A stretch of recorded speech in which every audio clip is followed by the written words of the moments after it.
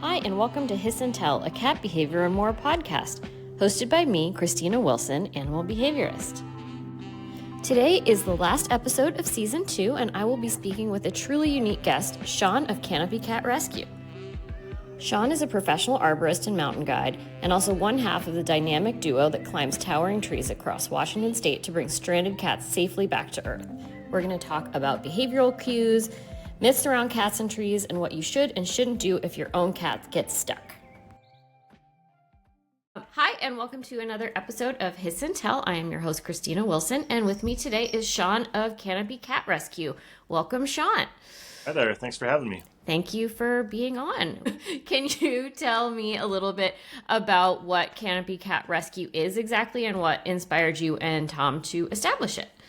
Yeah, so both Tom and I are professional tree climbers and climbers. So we started a company that specifically rescues cats from trees. A lot of people think that the fire department rescues cats in trees, and when people have a cat in a tree, they learn really quickly that they do not rescue cats in trees. So in other parts of the country, we just say call like a tree service because they know how to climb safely. But in our area, we're definitely the go-to ones for cats in trees and other high places. We do roofs. We've done like other things like grain silos, anything that we can use our expertise of, being able to climb up something. That's where we come on in. A lot of people, they call us for things that we do not help with, like cats under decks or cats in HVAC units or cats in chimneys, or even cats that need to be rehomed. And we get a lot of calls just because we're really well known for doing what we do. What did you do previous to this? I know you said you were an expert tree climber. Were you arborists? What were your backgrounds? Yeah, so both Tom and I have been arborists for many years. My previous background before we started CCR was I was a professional mountain guide, so I was a professional climber.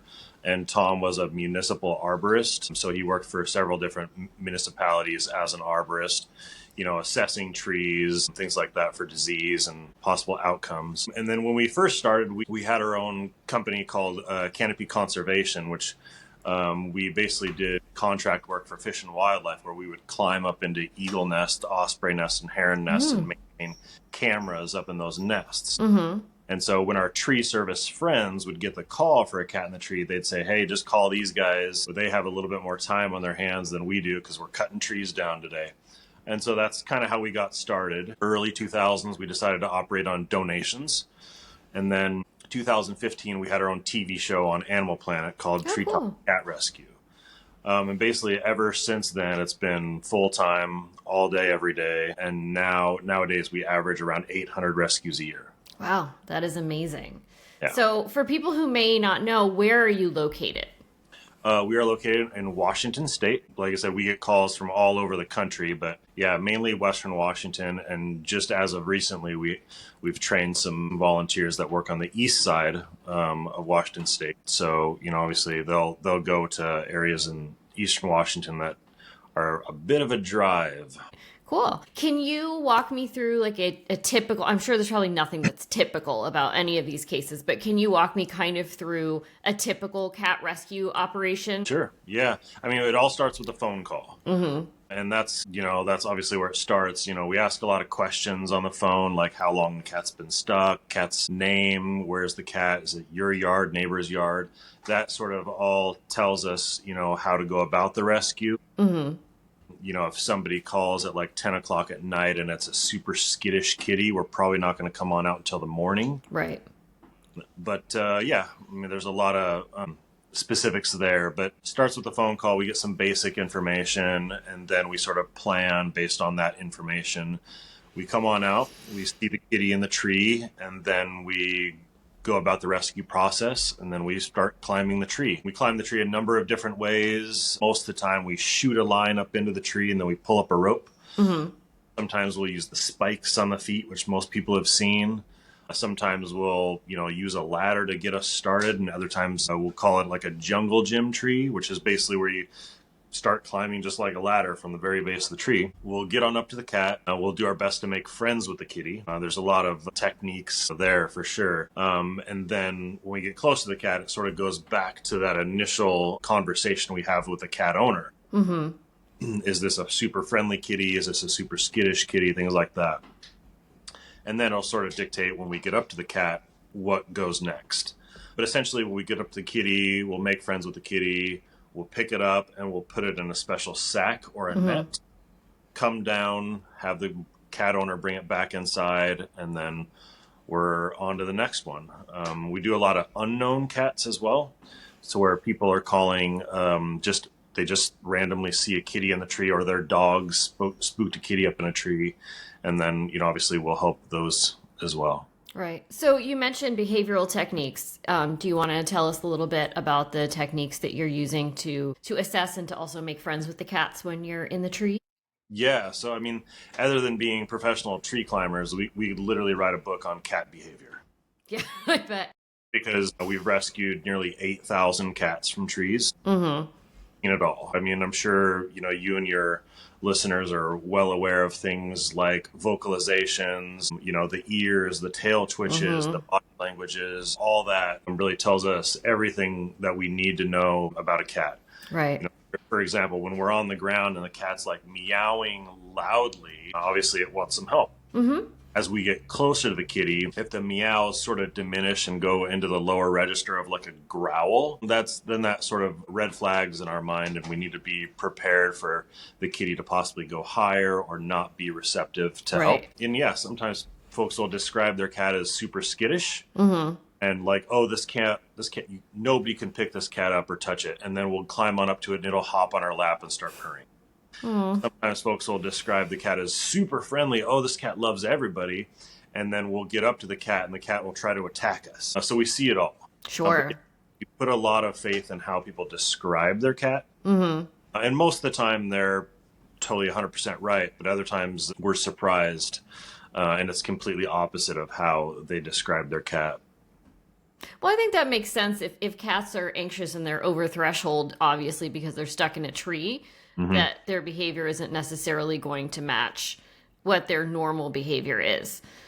But most of the time, they're true to their temperament on the ground. Yeah. For example, a lot of times people don't know how to describe their cat. And that's fair. We say, so when strangers come over to the house, can people pick it up and pet it? Or does it tend to run and hide? And that's the distinction that we're trying to get at, because a lot of times we'll ask that question, is your kitty friendly or skittish? And they'll say, oh, it's super friendly. And then we'll ask more questions. And when strangers come over, it tends to run and hide.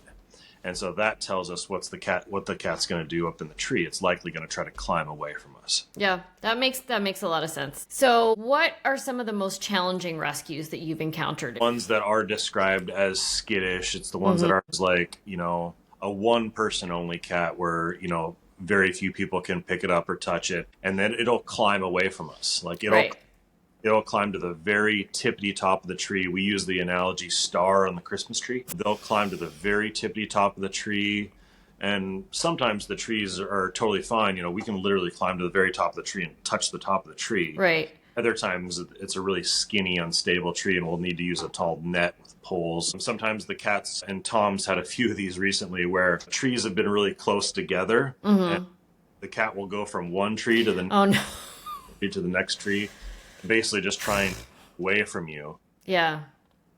And those are pretty challenging. Sometimes we'll say we're playing cat and mouse up in the tree, and we're the cat's the mouse. So yeah, it's the ones that are like trying to get away from you up in the tree, but then also it's the ones that are high jump risks. If the cat's at 150 feet up in a tree over concrete and it's a high risk, then we're like, boy, we should maybe give the kitty more time to come down a little bit, or get into a different position up in the tree, or come back when a bunch of people can hold a sheet or a tarp underneath the tree to cushion their fall if they do jump, slip, or fall. Yeah, those are sometimes the most challenging ones when we're worried about the cat's safety. Right. Just because we rescued thousands of cats. We have done a few where the cat jumped and didn't make it. Ugh. So obviously that weighs a lot on us. It's hard for the cat owner, but we can't guarantee what the cat's gonna do. Of course not. Of course not. Do you ever have cases where the cat then does come down on their own? Uh-huh. Yeah. Yeah, so sometimes folks will call us and the cat's been stuck for like 5 minutes. Okay. Like, hey, you might want to give them some time, maybe overnight, see if they can figure it out after that, and give them some help. But we also factor weather, rescue load, things like that. And sometimes, the cat will be stuck for several days, and then we'll come on out. The cat will be really skittish and bolt to another tree or something. And then we'll say, hey, let's give the kitty some time because it's going to likely jump if I try to handle it in the tree. And then it'll come down the next day. Right. That doesn't always happen. So we try to dispel a lot of the myths out there with cats in trees. And so by encompassing all that, we try to say anything is possible with cats in trees. That's fair. So what do you think some of those myths are? There's a lot of them. Yeah. Well, what are the top ones that you would talk about? A lot of people around the country, even like vets and pet professionals, will give out bad information about cats. The number one thing that people say that is the worst thing you can do is leave food at the base of the tree. And trust me, it's kind of like, the litter box myth. When the cats are missing, just put your litter box on out. It's kind of the same thing. The litter box is going to attract other things back to your porch. And the food at the base of the tree is likely going to attract the very thing that chased the cat up to the tree back to the base of the tree. Right. Like in most scenarios, like literally you could put a big garbage can full of tuna or the smelliest fish in the world, and that cat ain't coming down. I guarantee it. So yeah, the food at the base of the tree, bad call. Don't do it. But you get on the internet right now, and a lot of online sources are going to be like, just pop up. Like almost every rescue we go on, there's an open can of tuna at the base of the tree. And I'm like, folks, it's one thing if like you shake a bag of treats or something like that, that's fine. But save the tuna for your tuna sandwich. Yeah. The other big thing that we try to tell folks is has nothing to do with hunger. I recently rescued a cat in the fall that was stuck for 23 days. Cats don't come down when they get hungry. It doesn't work that way. Obviously, if you're listening to this podcast, you're probably a cat owner. Like, how many times a day is your cat, like, batting at your face or, like, following you around the house saying, feed me? Like, twice a day, 3 times a day. And so those cats are hungry up in these trees. On average, when folks give us a call, it's been 2 or 3 days without food and water. And so, yeah, I'd say a couple times every year we get cats that are stuck between 15 and 20 plus days. A lot of people think that if a cat's going to go without a couple days, they're going to run into fatty liver disease. Yeah, no, but... Yeah, that's not the case. Yeah. But we get a lot of comments on social media. Oh, I hope it went to the vet. If it went 2 days without food and water, it can run into this. And I'm like, that's not how it works. Yeah. We rescue cats all the time that are stuck for many, many days without food and water. Thankfully, in our environment here in Washington State, it rains a lot. So they're up wet, and then they can lick their fur, and they can get moisture that way. Yeah. But the food is not, they can go a lot longer than people realize without food and water. No, they can, but it's starting just like humans. It's affecting the blood sugar, and it's affecting the critical thinking. And then we're just compounding the problem of not being able to... Anytime they're stuck for over 5 days, we definitely recommend a vet visit. Yeah. Yeah. It's some people think that, the cat's been up there for 7-8 days without food and water. It's probably pretty weak. Yeah. They have just like the one I did that was stuck for 23 days. It had lots of energy. Like it had plenty of energy. It actually tried to get away from me up in the tree. We certainly wish that sometimes they had less energy because we, a little more likely to get them after they've been stuck for many days. Right. Yeah, I think people also underestimate the fight or flight response of animals and the adrenaline surge that all animals, including humans, get when kind of faced with something that they're scared with. Right. And so those are a few things. The other big things that we try to dispel is who to call. Outside of Washington State, there's a few other like cat entry rescuers. Minnesota, Ohio, East Coast, Portland, there's a few. But our general rule is just try a tree service because they're the ones that know how to climb trees safely. It's usually not the fire department. Like a lot of times folks will call us and they're like, oh, we tried everybody. Nobody will help us. We tried the fire department. We tried animal control. We tried the police. We tried the vets. And I'm like, yeah, none of those people know how to climb trees. You got to think outside the box and like, okay, this particular emergency, who do I call? For a tree, we recommend a tree climber, like a tree service. Mm-hmm.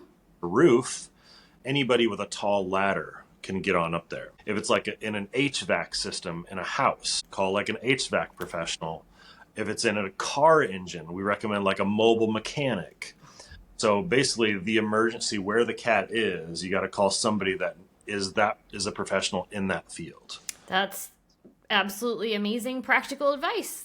Yeah. That makes sense. But I also think when this happens to people are not thinking clearly, right? To think, you're just an emergency, like my friend is stuck and I don't know what to do. And so you just don't necessarily have your best, straightest thinking cap on about who you should call. So it's good to have someone spell that out.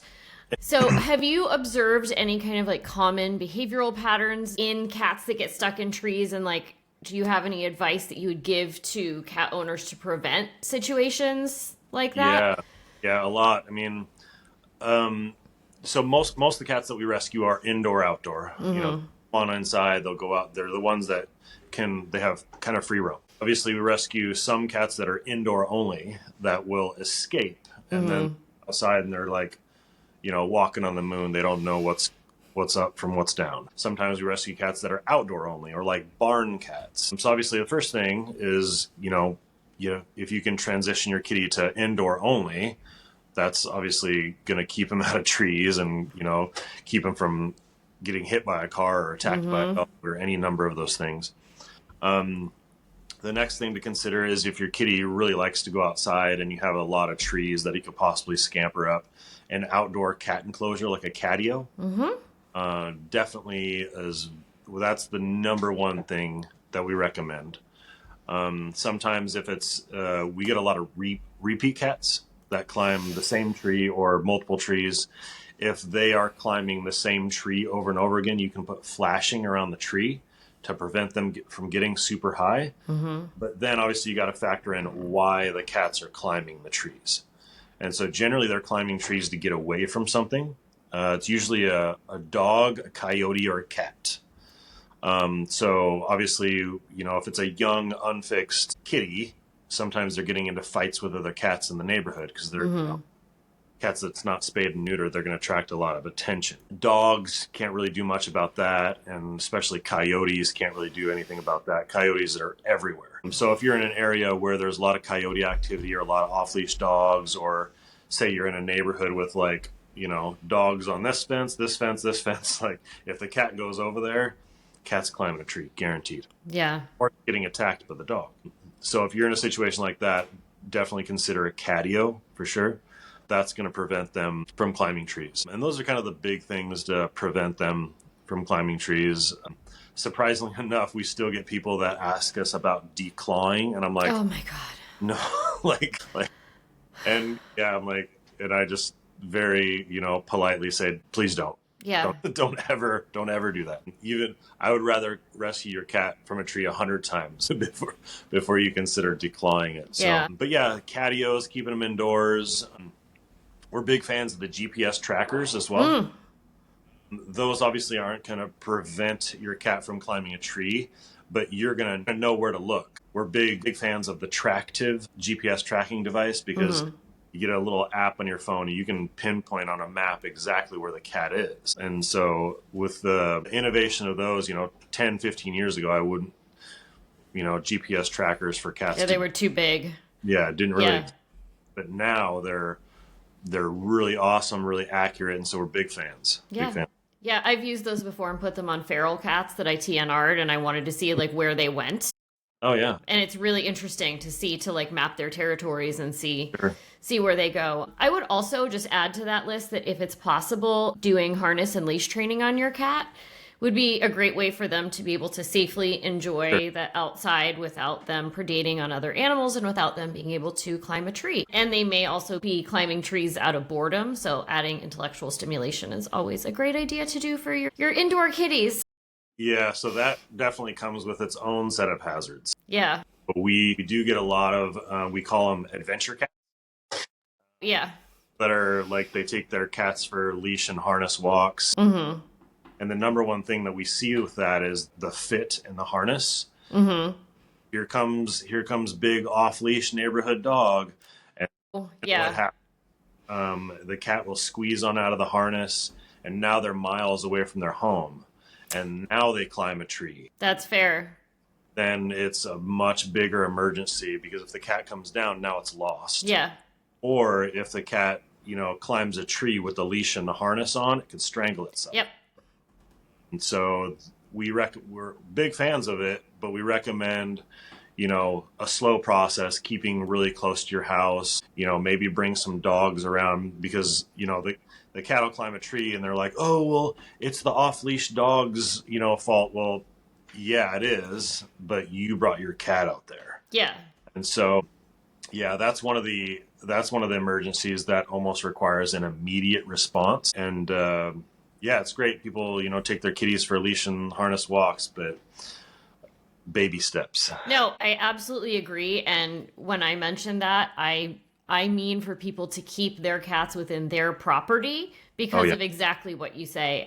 We have several of our cats who do harness walks, but where we live in a forest on the East Coast. We have coyotes, bobcats, bears, so many predators that live out here. So we do not go beyond the confines of our property because it's not safe for anyone. So how do owners typically react during a rescue? And are they there when you're working? Does that kind of help or hinder the process? Like, how does that all work? It really just depends on the owner. Sure. Most of the time the owners are, they're pretty grounded. They got their senses about them, and they can, we'll tell them to stand in a certain spot, keep an eye on the kitty. Mm-hmm. At times they are completely losing it, and they're bawling, they're screaming, and then we'll say, hey, you might want to go on inside the house and let us do our thing. Right. Yeah, but for the most part, the owners are really valuable when we're on scene. Mm-hmm. Like people to watch the rescue, to let us know what the cat's doing up in the tree. We prefer if they, sometimes call for the cat. Mm-hmm. Other times let us call for the cat because we want them to get used to our voice as we're getting close to the cat up in the tree. Sometimes when we're doing night rescues, I'll tell people to not shine a light up in the tree because it'll blind us. Yeah. But yeah, their eyes and ears on the ground are oftentimes very important, so they can let us know what the cat's doing. If it's climbing higher, going out on a limb, things like that. Makes sense. Have you ever rescued an animal other than a cat, like a raccoon or, Yes. Raccoons, yeah, we've rescued a couple raccoons. Mm-hmm.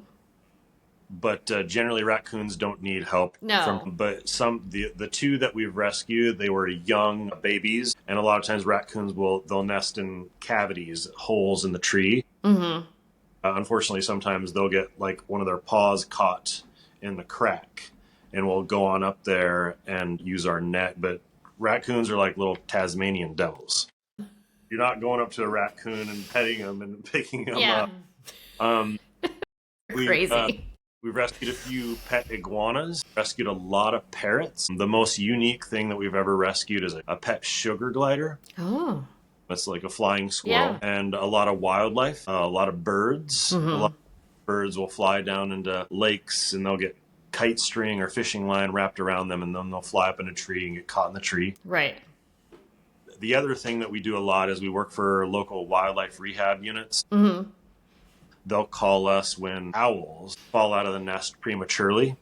And so we'll come on out and we'll put the owl back up in the nest. So when cat's down, put owls back up. So yeah, we do a lot of that. That's so lovely. I love that you do that extra work. And I assume you must have to have your rabies prophylaxis working with all of these. Sure. Yeah. Yeah. Different animals. Yeah. We rarely get bit. Oh, no, I know. But just to work with rabies vector species like raccoons and yeah. Well, I mean, if we get bit by a raccoon, that's bad news. I know. Yeah. Trust me. As a rehabber, I know their teeth are crazy. But have you ever had to rescue the same cat multiple times? And because I think you mentioned that, what do you recommend to kind of prevent repeat offenders? Yeah. So getting back to those things that we talked about earlier, the Right. catio doors, like you mentioned, leash and harness. Our record is 7 times. Oh my gosh. And there's 3 or 4 cats that we've rescued 7 times. And yeah, I mean, just getting back to those tips that we tell folks, keeping them inside. But the thing that Tom and I really try not to do is judge the Of cat. course. Yeah. A lot of people, we try not to post on our social pages repeat cats. Because people will really judge the cat owner, like, well, I hope you charged them, or they're not fit to own a cat, or all these other things. And we're like, man, that's not our job. Our job is to help the kitty get out of the tree. Right. Sometimes the folks are just like, oh, well, I wouldn't help them if this is the 3rd time. I'm like, well, what are you going to do? Yeah. The cat's still in the tree, so you're saying that you're just going to leave the cat in the tree and not help them? So we're helping regardless, whether it's the 2nd, 3rd time in a week, or 3rd, 4th time in a month. We're still helping them. We often tell folks it's not a lesson the cat learns; it's a lesson the cat owners learn. So the cat owner sort of needs to figure out how they can keep the cat from climbing a tree. I mean, all those things that we talked about earlier are what we talk about with the cat owner every single day. Like something else I mentioned to you is getting them spayed and neutered. A lot of people don't. They're like, really? That'll stop them from climbing a tree? I'm like, well, yeah, because, here comes, big tomcat from down the road that just patrols the neighborhood. And he senses if your cat's not spayed and neutered, he's going to try to get in a fight with it. And Yep. Here they go. Little things like that. But yeah, those catios, keeping them indoors, like you mentioned, leash and harness, flashing around the tree, all those things. Yeah. And But the catio business is growing too. yes. And there's a company here in Seattle that we recommend, Catio Spaces. They have plans on their website, but I think the big resource that people get out of that site is they can go there and they can see what's possible. Like everything from like a little attachment off of a window, 4x4, to like I've seen people like incorporate their entire yard, like way. Yeah. The people who have like the tunnels and stuff. Those are amazing. Yep. Yeah. There's this one lady that I asked her how much she spent on her catio, and she estimated like 50-60 grand. It had like water sources, a creek, and like it was basically looked like a big chicken coop. Wow. It looked like something you'd see at a zoo. Wow. Yeah, we recommend. And there's another company that they'll contract out people to come on out and build them as well. So yeah, that's something that is growing. It's kind of like with the GPS collars. Yes. Catios are becoming more popular. People are realizing the benefits of them. And Tom and I would definitely love to rescue a few less cats for sure. But it's never the need for our services. It's never not going to be there. No, especially where you live with those big giant trees. Right. And so a lot of times, obviously we're pretty big on social, but we'll get people from like the Midwest. They're like, oh, you've never seen a cat skeleton in a tree. And I'm like, well, have you ever climbed anything like this? Yeah. And so that's another, getting back to those myths is right. Like, you've never seen a cat skeleton in a tree. And I'm like, well, we've never seen a cat skeleton in a tree, but we've actually done recoveries in the tree. So we've rescued dead cats. And the thing is that you don't see skeletons. You don't see any skeletons in trees, whether it's a raccoon, a bird, right, or anything, because when they die, they fall out. Yes. Or die up there, they get picked off by any number of crow, raptor, like that. So that's why. No, exactly. But then our rebuttal is like, okay, so, if you want to wait, how long are you willing to wait? Just getting back to the, Tom and I call them cat haters. The people that they hear what we do and they're like, that's just completely ridiculous. And I'm like, folks, it's not, it's a little bit more involved with that. Like, we're doing it for the cat. We're also doing it for the cat owner. A lot of times people, like folks will call us at, 8 or 9 o'clock at night and the cat's been stuck for 45 minutes and they're not willing to wait. They want their cat down like now. Yeah. And we'll do our best to work with the cat owner based on all those questions that we ask and where they're located in the tree and things like that. But, if people are down on like what we do, just think of us as like, pet reunition, like sort of service. Like we're there just to bring the kitty back home. In a lot of other cases, we're there to save the cat's life. So it's those two things that we try to educate folks on. But yeah, the whole cat skeleton in a tree thing is, and a lot of times we have family that work for fire departments. Yeah. Even my best friend is a captain in the fire service. A lot of times people that say you've never seen a cat skeleton in a tree, they work for fire departments. Because, it basically just sort of gets them off the hook. Right. And they don't, they're like, hey, like a lot of times people, like I mentioned earlier, they'll call the fire department first thing. And sometimes the fire department is totally cool. They're like, oh yeah, ma'am, like just get online and find a local tree service in Washington State. There's a company that does this. Sometimes they're really rude and they'll be like, ma'am, you've never seen a cat skeleton in a tree. Click. And I'm like, there's a better way to go about it. Yeah, of course. Of course. Do you know of any cases where a cat has developed anxiety or fear after being stuck in the tree? The thing that we've noticed, especially with like repeat cats, they'll recognize that they had to go into a sack. Right. And so if it's a friendly cat and the first time it totally was fine with us getting it, and then the next time they're like, hey, last time I had to go into this sack for the way down and I didn't like that. Right. So they'll try to climb away from us. But we don't see a lot of like say like behavioral issues after they've been stuck or anything like that. Or at least we don't hear about it. Yeah. And so the best thing that we can say is like, we do see some correlations between cats that have been stuck multiple times and like a negative, like, association with how the rescue went. Sometimes we'll rescue the cat the first time and, say it was a skittish cat. And then the next time they'll be like, well, I remember this person helped me out, and they'll do their best to get to us. And so that's a positive. Yeah, that's nice. Yeah. That's nice to hear. Do you collaborate with local animal shelters or vet clinics or, anybody in your community, or do people just kind of find you and know about you because of all your social media? Yes, all of that. Okay.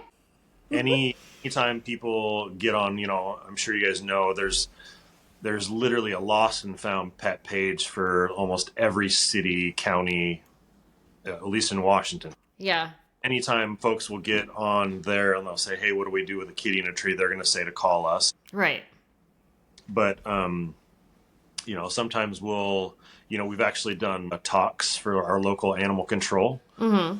A few for local fire departments. We'll hand out flyers to vets. But surprisingly enough, some local vets, they've never heard of our service because a lot of times they're sort of in the dark. They'll be like, oh, obviously we can't help, call your local fire department. Right. And then the fire department will give out our information. Sometimes folks will call a non-emergency or even 911, and then they'll give out our information, which is great, but I wish people wouldn't call 911. Yeah. Or a cat in a tree. Just get on the internet and just type in cat stuck in a tree, Washington. We're going to be the first ones that comes up. So yeah, we definitely work with a lot of them. Obviously sometimes we get unknown cats out of trees. Work with, sometimes we'll bring it to a shelter. But most of the time with unknown cats, and that's a popular question, is what do we do with unknown cats? Right. So we always carry a microchip scanner. So we'll always scan unknown cats for a microchip. And most of the time, kind of getting back to the GPS things, most of the time people nowadays, they have a microchip with their cat. Right. And so then obviously you got to call the chip company to get information. And most of the time they're happy to give us the information. Sometimes the information is not correct.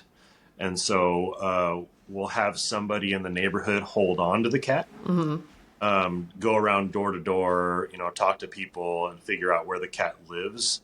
It's kind of last case scenario that we'll take it to a shelter, because shelters are so busy, so overrun. And like, say we take like a pure black cat to a shelter, the odds of the owners finding that cat again are pretty slim. Yeah. Because even if they go to the shelter's website, they're going to be like, oh, my kitty is so hard to tell. So unless they actually go there and visit the cat. Right. So yeah, most of the time we will release the cat, because basically what we found is the cats live really close to where they're in the tree. Literally like a cartoon. Sometimes we'll get the kitty out of the tree, scan it, no chip, no ID, no nothing. We'll let it out of the sack, sort of see what it does. It'll run right across the street into a cat. Like, it's so funny. And obviously why we don't like to, remove cats from their neighborhood. Literally, they're right, like, they're a stone's throw from that tree. So yeah, that's generally our protocol with unknown cats, for sure. All right. Do you have any thoughts about expanding Canopy Cat Rescue into other regions? I know you mentioned kind of training some people on the eastern side of Washington State, or doing training for other people who want to do this. Yeah. So yes, the short answer is yes. The long answer is we're very hesitant. Right.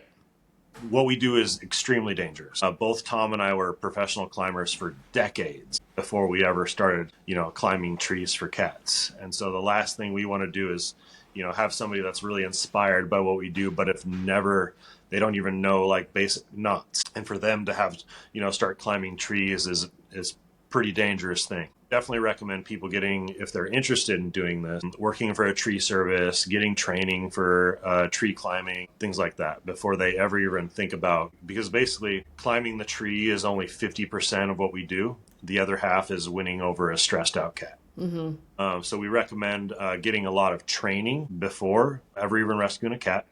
The two folks that I recently trained were really good friends of mine, and they were both professional rock climbers. Oh, cool. And so they were, they had the whole skill set, and basically just carrying over the skill set from rock climbing to trees is a pretty quick transition. The other folks that, want to do what we do, we're really stoked when we get people that work for tree services. Because we don't need to teach them anything about climbing. We just need to teach them the cat behavioral side. Right. And that's the angle that we really want to work. Tom and I don't want to spend weeks teaching people how to climb. So if they can get that training separately and then come to us, then we can quickly teach them in a day or so the ins and outs of dealing with a stressed out cat. That's the angle that we want to work.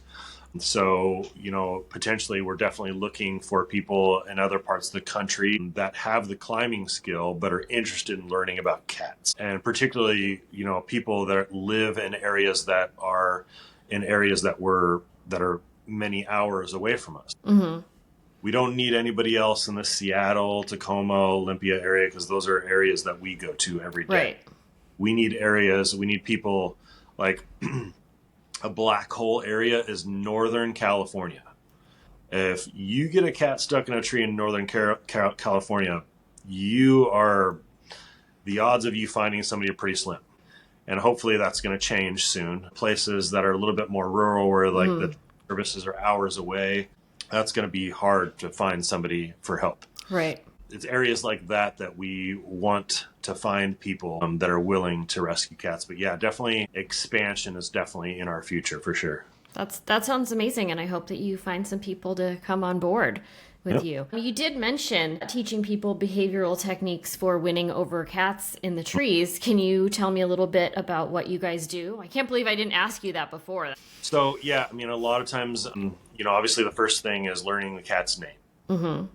And how the cat owners call their cat. And so this, all the other people that are listening, cats have a name, right? Say your cat's name is Spike. You don't ever call the cat Spike. Call it Smoochie or Spoofy or Fuzzy Pants or anything like that. That's what we're trying to learn from the cat owner. Right. How you call it. We've learned that different nationalities call their cats differently. want to sort of get on that page and how they call the cat. And so that's number one. But also the big thing that we do is when we get close to the cat, don't just reach up and grab the cat. If you do that, you're going to end up fighting the cat. Well, the first thing you want to do is let him smell you. You want the cat to be as comfortable with you as possible. And so sometimes I'll use a product called Fellaway or Feelaway, sort of mask the smell of other cats. Because a lot of times if we're climbing a tree or a cat's been stuck for multiple days, we're getting cat pee on us, other stuff. I'll use that, or I'll use like a natural bug spray to just basically make myself smell good. And the cat's really interested in that, because if you get up to the cat and the cat's smelling like a stressed out pee on you, cat's going to be like, things like that. But also reading the cat's behavior, like the vocalizations, like earlier, if the cat's going from like a super high pitch help me meow to when we get close to it, it's growling.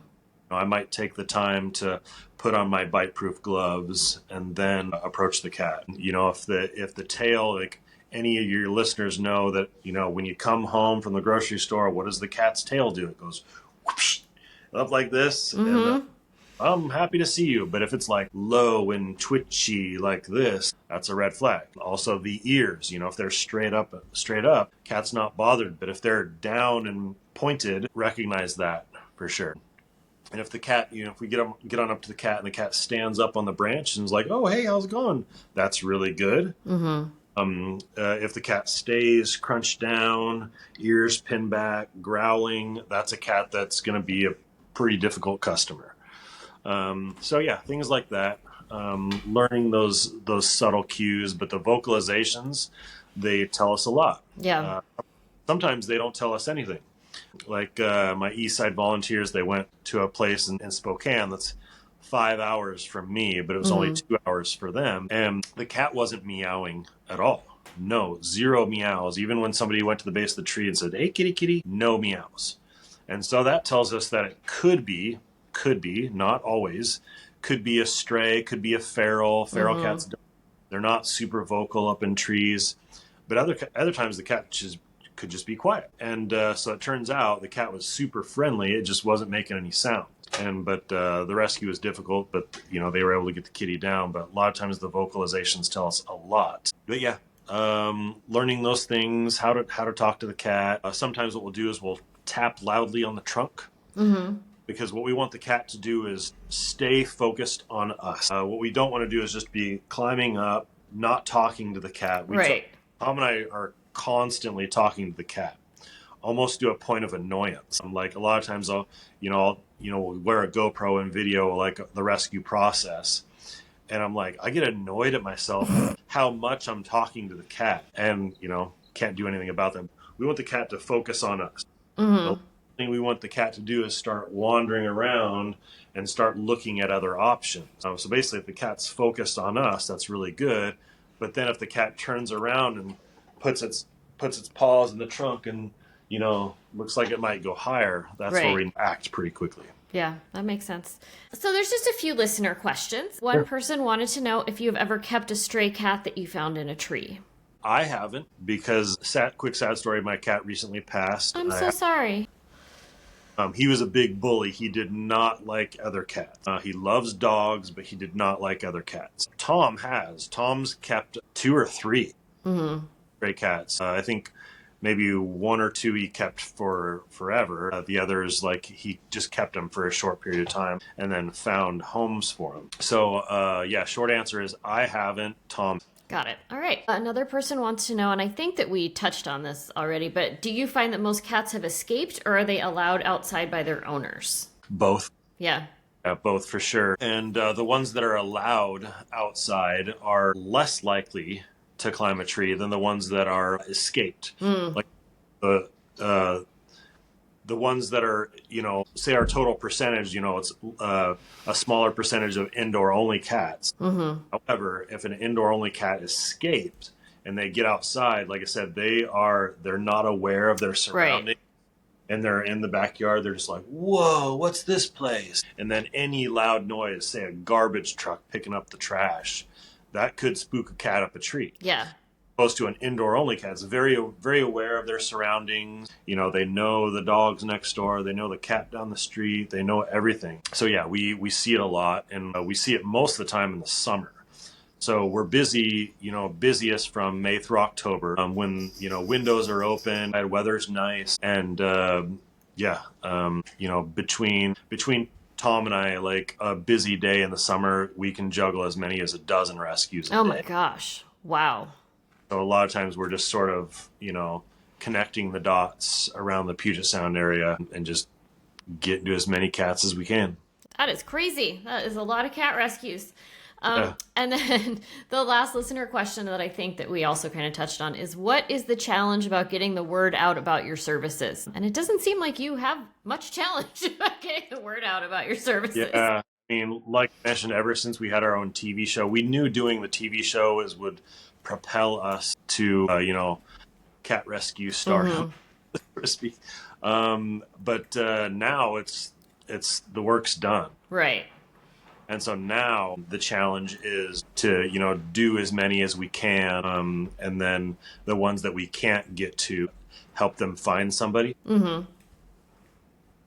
And yeah, like I think this is actually going to be our biggest year ever, just given how many Tom and I've done so far this year. I think that this year we'll probably do like 850 rescues. Wow. And so what Tom and I do, we never take vacation at the same time. So we'll always coordinate our vacation and make sure that the other person's available. And then usually if one of us is on vacation, it's like a madhouse for the other person. I bet. We're, all day, nonstop, and getting cats. All right. So how can our listeners help to sustain your operations? Because you guys are a nonprofit. So what can people do to help support you? Do you want to shout anything out? This is your time for self-promotion. Yeah. So, I mean, the best thing that folks can do is donate. Donate on our website, canopycatrescue.com. We also have a Venmo, sources like that. They can mail a check. Anything like that is greatly appreciated. They can share our social media posts. That's always great. But yeah, we operate as a nonprofit, so the more folks can donate, the better. It's definitely going to go to, obviously, the rescue process, but also training other people and finding people in other parts of the country to help rescue cats. Yeah, if you're on the West Coast, definitely give us a shout. In other parts of the country, like I said, we'll recommend, seeing if they can find a tree service, but also there's a directory on catinatreerescue.com. There's a directory of tree services that occasionally help cats in trees.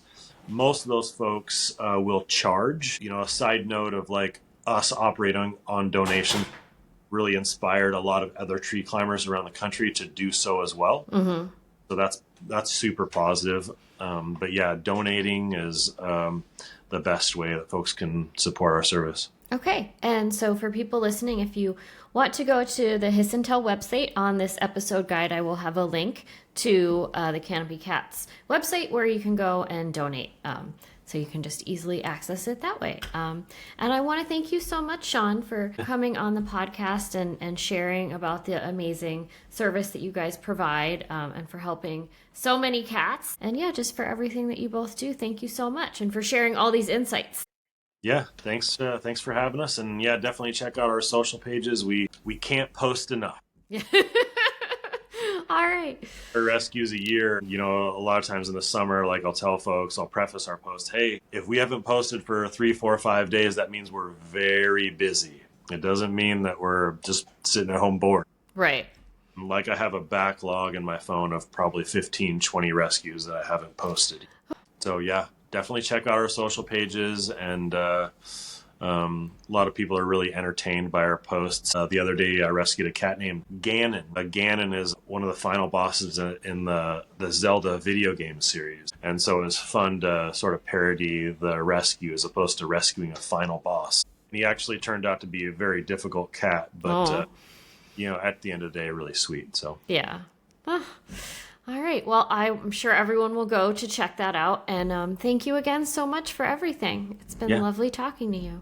Yeah, nice to meet you guys. And thanks for having me on. And if you got a kitty in a tree, give us a call. Thanks for listening. If you enjoyed this episode, please rate and review wherever you listen. It super helps.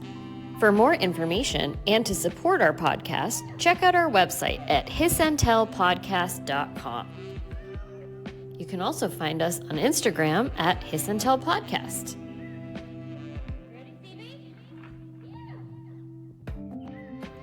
Music provided by Cat Beats.